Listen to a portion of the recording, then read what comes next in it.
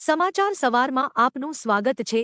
તાજના તાજા અને મહત્વપૂર્ણ સમાચારો પર એક નજર કરીએ તે પહેલા ચેનલને સબસ્ક્રાઇબ કરી લો।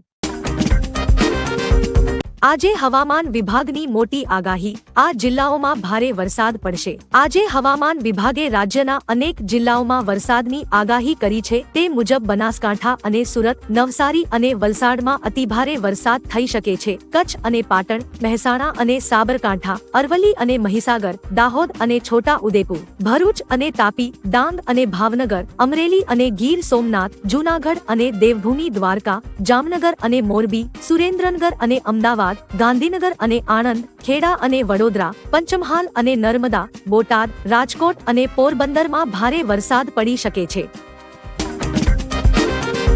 બનાસકાંઠાના લાખણીમાં 2 કલાકમાં 6 ઇંચથી વધુ વરસાદ। હવામાન વિભાગે કરેલી આગાહી પ્રમાણે રાજ્યના મોટા ભાગના વિસ્તારોમાં અતિભારે વરસાદ પડ્યો હતો, ત્યારે બનાસકાંઠાના લાખણીમાં 2 કલાકમાં 6 ઇંચથી વધારે વરસાદ ખાબકતા ગામ તણાઈ ગયું હોય તેવી સ્થિતિ સર્જાઈ હતી। અતિભારે વરસાદની આગાહીને પગલે દક્ષિણ ગુજરાતમાં રેડ એલર્ટ આપવામાં આવ્યું છે, તો સૌરાષ્ટ્ર, કચ્છ, ઉત્તર અને મધ્ય ગુજરાતમાં ઓરેન્જ એલર્ટ આપવામાં આવ્યું છે।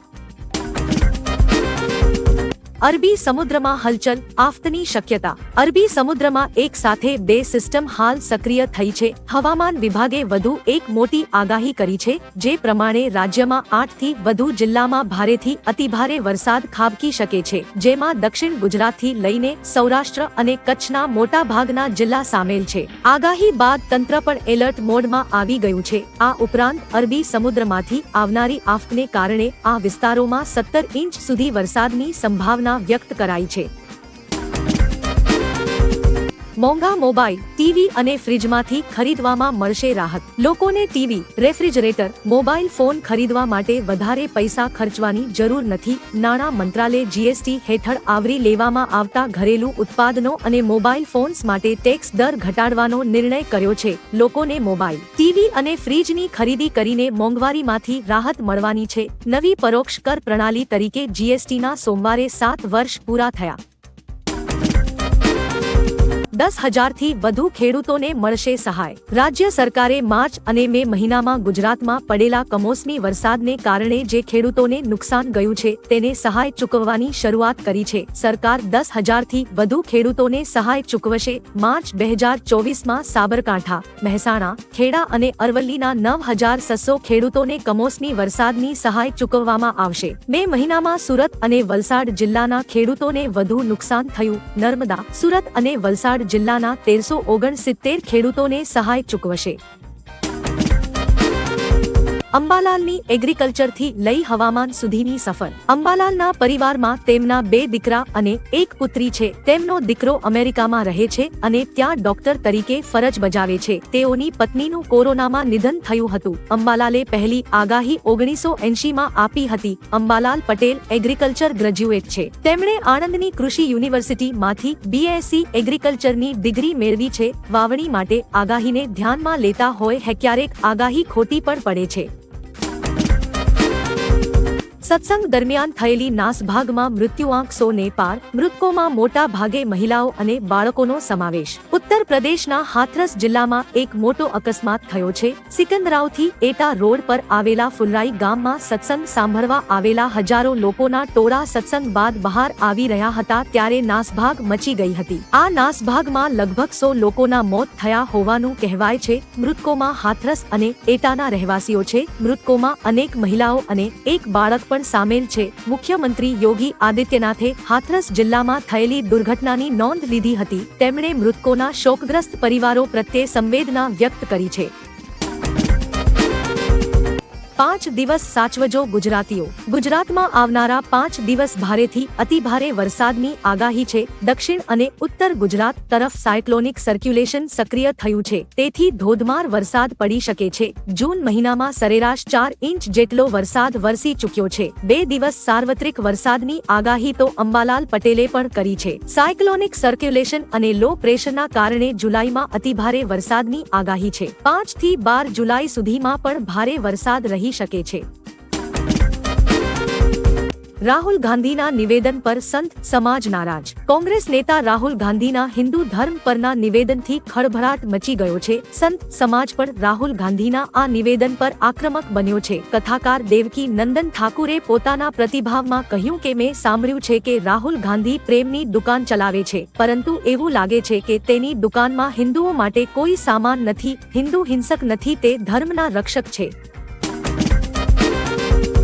રાહુલ ગાંધી આતંકવાદી છે। કેન્દ્રીય મંત્રી રામદાસ આઠવલેએ રાહુલ ગાંધીને લઈને એક વિવાદિત નિવેદન આપ્યું છે। તેમણે રાહુલને આતંકવાદી કહ્યા છે। રાહુલ ગાંધીએ સંસદમાં હિન્દુઓ અંગે આપેલા નિવેદન બાદ તેમણે આ પ્રતિક્રિયા આપી છે। તેમણે કહ્યું, રાહુલ ગાંધીએ હિન્દુઓને આતંકવાદી કહ્યા, તેઓ પોતે આતંકવાદી છે। ભાજપ અને વડાપ્રધાન નરેન્દ્ર મોદી પર આરોપ લગાવવો ખોટું છે।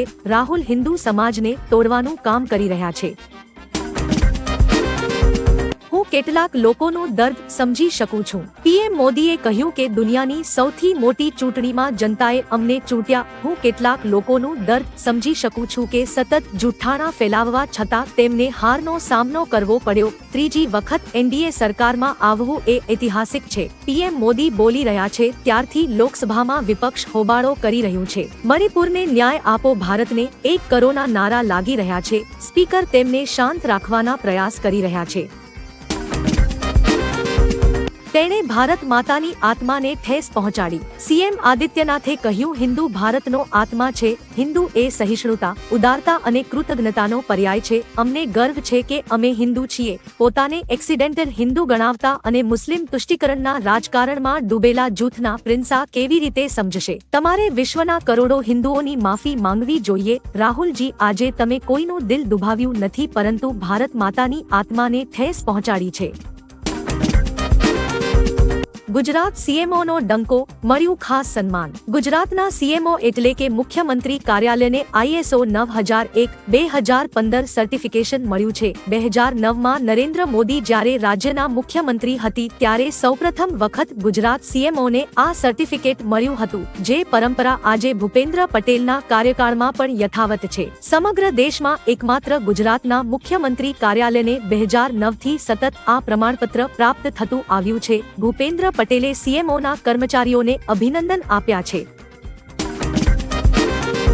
રાહુલના ભાષણથી હિન્દુ બાદ મુસ્લિમો પણ ભડક્યા। સોમવારે સંસદમાં રાહુલ ગાંધીએ આપેલા ભાષણને લઈને વિવાદ થયો છે। એક તરફ ભાજપ અને હિન્દુ સંસ્થાનો રાહુલ પર પ્રહાર કરી રહ્યા છે, તો હવે મુસ્લિમ ધર્મ ગુરુઓએ પણ ભાષણ સામે વિરોધ કર્યો છે। રાહુલ ગાંધીએ કાલે અભય મુદ્રાને ઇસ્લામ સાથે જોડી હતી, જેની મુસ્લિમ ધર્મગુરુ નસીરુદ્દીન ચિશ્તી દ્વારા નિંદા કરવામાં આવી છે। તેમણે કહ્યું છે કે ઇસ્લામમાં ક્યાંય અભય મુદ્રા નથી। રાહુલે નિવેદન સુધારવું જોઈએ।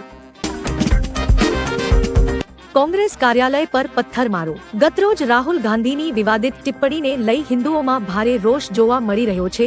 સંસદમાં આપેલા નિવેદનનો મામલો હવે રાજકીય તૂલ પકડી રહ્યો છે। હિન્દુ સંગઠનો દ્વારા વહેલી સવારે અમદાવાદની પ્રદેશ કોંગ્રેસ ઓફિસે પહોંચ્યા હતા અને કાર્યાલય પર પથ્થરમારો કર્યો હતો। હાલ કોંગ્રેસ કાર્યાલય પર પોલીસ બંદોબસ્ત ગોઠવાયો છે, તેમજ પોલીસે તપાસ શરૂ કરી છે।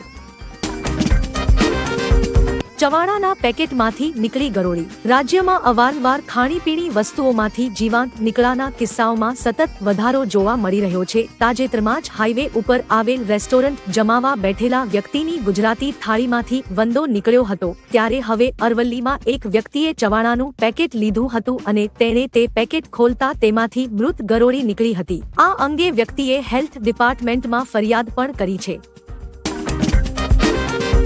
રાહુલના ભાષણમાં હિન્દુઓ પ્રત્યે નફરત। ભાજપ અધ્યક્ષ જેપી નડ્ડાએ લોકસભામાં રાહુલના હિન્દુઓ અંગેના નિવેદન પર પ્રતિક્રિયા આપી હતી। તેમણે કહ્યું હતું કે રાહુલ ગાંધી સંસદમાં ખોટું બોલ્યા, તેમને ખોટા નિવેદનો આપવાની આદત છે। નડ્ડાએ કહ્યું કે રાહુલનું ભાષણ હિન્દુઓ પ્રત્યે નફરત દર્શાવે છે। તેમના નિવેદનમાં નમ્રતા નથી। હિન્દુઓ સામે નફરત બંધ થવી જોઈએ। રાહુલ ગાંધીએ હિન્દુઓની માફી માંગવી જોઈએ। વિપક્ષી નેતા ત્રીજી વખત નિષ્ફળ ગયા।